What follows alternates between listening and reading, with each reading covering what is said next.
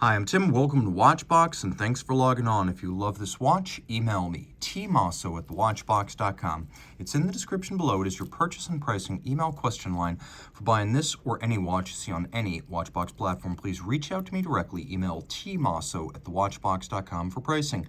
Today, we're discussing the Omega Seamaster Aqua Terra GMT in a combination of stainless steel and 5N red gold, known as Sedna gold, within the Omega watch family.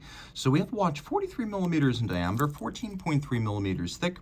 From lug tip to lug tip, it is 51.4 millimeters. Add the end links to the bracelet though, and it's only 51.5 millimeters, so it's almost exactly its lug to lug distance, and it has a 21 millimeter spacing between the lugs. We'll pop open the clasp. You can see it is a twin trigger, double fold clasp. It is a sequential close. This side closes over this side. You'll also note the use of ceramic spring-loaded pin snaps, so over time, the snap and the snick will remain sharp as the metal can't aggress against the ceramic pin snap. Throwing the watch on my wrist of 16 centimeters circumference, you realize this is a large timepiece. Omega watches today tend to offer a lot of content, but also a lot of wrist presence. And you can see that the timepiece on my 16 centimeter circumference wrist isn't quite out over the edges. You can see that definitively in this down the barrel shot, but we're getting close. So I'm going to recommend your wrist be 16 centimeters circumference or larger to wear this watch well. Now, it's not overly thick, nor is it thin, but it does have a sloped conical bezel, so it should slide underneath most shirt cuffs. The bracelet's an integrated design that has an end length that conforms with the case flank. Now, this isn't Royal Oak and Nautilus level integration. This is more like Rolex level integration, where the end length specifically matches the downward arc of the lug slope and the circular arc of the case flank. It's a 3-link design. You can see the profiles are polished, the shoulders are satinated, the center is all Sedna red gold. Sedna, I should explain this. It's a lot like Rolex's Ever Rose in that it has a lot of extra copper to make it red, but it also has a high palladium content to make it resistant to fading or oxidizing over time, so your red will not become rose and then pink and then yellow. It'll remain red forever. You can see there is some taper to the bracelet, and that's something I always look for. One of the hallmarks of a counterfeit watch is usually the lack of a subtle bracelet taper when the OEM one is supposed to have it. So this delicate taper is one of the elements that you expect in a high-grade watch. A straight bracelet right out of the lugs would be awkward. That's why you won't find it here or on a Rolex. You see there are removable links fixed by screws. There is an intermediate size link on each side in case you're in between sizes. And once again, twin trigger release, ensuring that you must press both to pop open this clasp, as this is a sports watch. And being a sports watch, you could see it's well loomed, and significantly, our hands displaying the various times. Local hour, reference hour, minutes, and seconds, all luminescent. We have the teak deck concept dial. We have the first version of it that ran from top to bottom.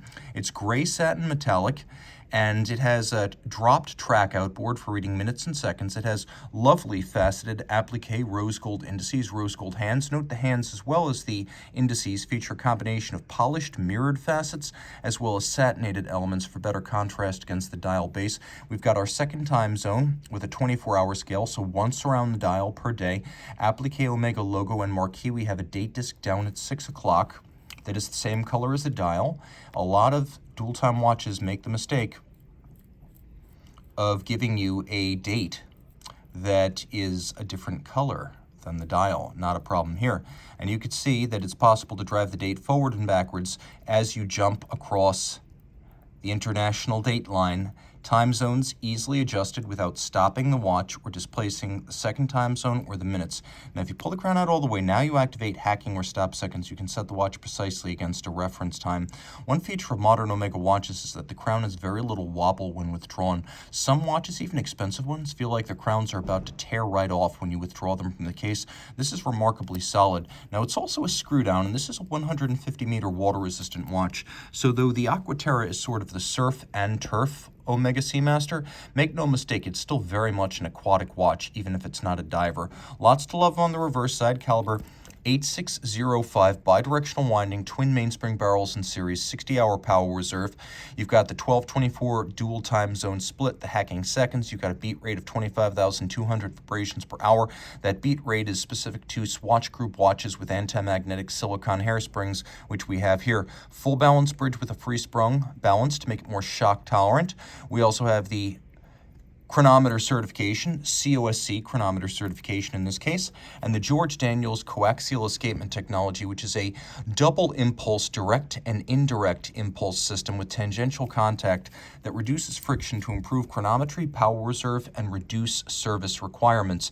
You can also see that we have two barrels inside a barrel bridge featuring spiral arabesque Côte de Genève. You'll see the same thing across the rotor. Two barrels, pivots on 38 joules. The twin barrels, yes, they give you a 60-hour power reserve, but they also give you a more even torque release, so you don't see a big amplitude drop-off after 18, 24, 36 hours like you might with a single barrel movement. So Omega really thought this out. Reach out to Team Mosso at thewatchbox.com for purchase and pricing details.